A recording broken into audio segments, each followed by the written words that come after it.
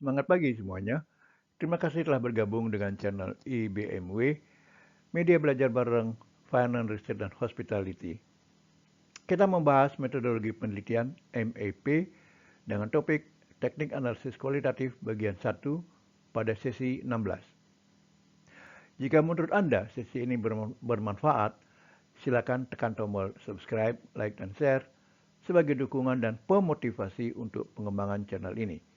Terima kasih dan selamat mengikuti.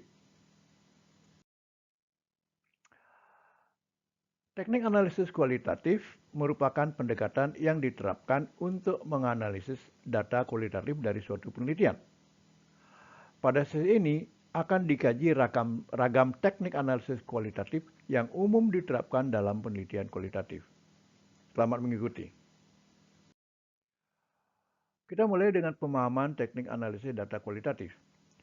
Teknik analisis kualitatif adalah suatu pendekatan analisis yang digunakan dalam penelitian kualitatif untuk memahami, menginterpretasi, dan menjelaskan data yang diperoleh dari sumber kualitatif seperti wawancara, observasi, catatan lapangan, dokumen, dan materi visual.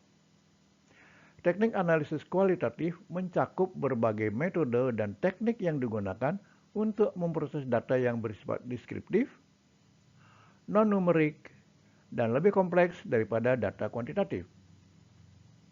Tujuan dari teknik analisis kualitatif adalah untuk memahami dan menggambarkan fenomena yang dipelajari secara rinci, serta menghasilkan konsep, tema, atau teori yang berkaitan dengan subjek penelitian.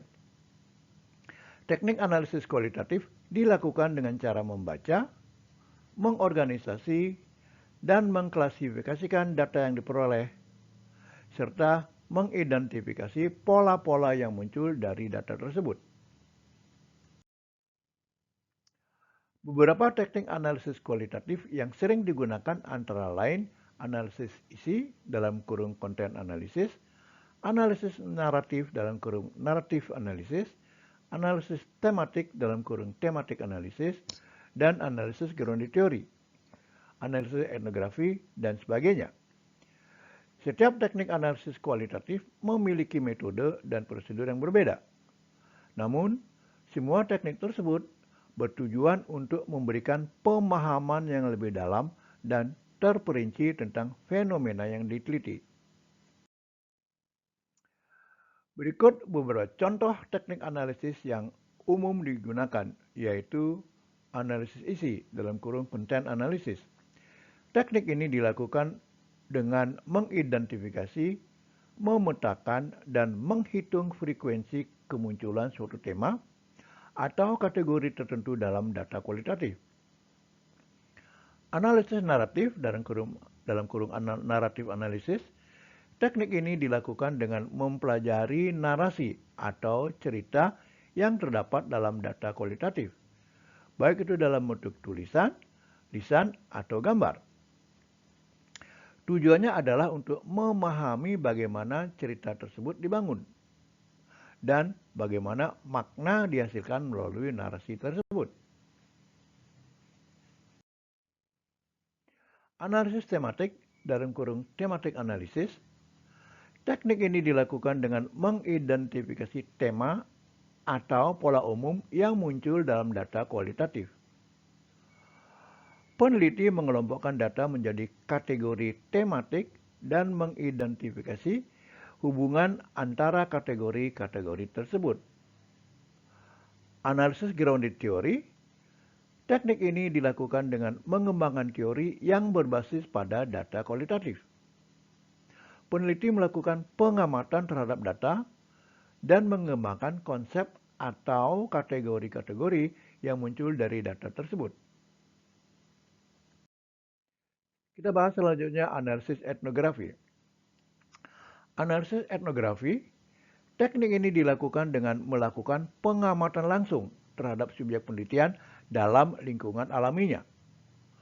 Peneliti mencatat semua informasi yang mereka amati dan melaporkannya secara rinci. Tujuannya adalah untuk memahami konteks budaya dan sosial dari subjek penelitian.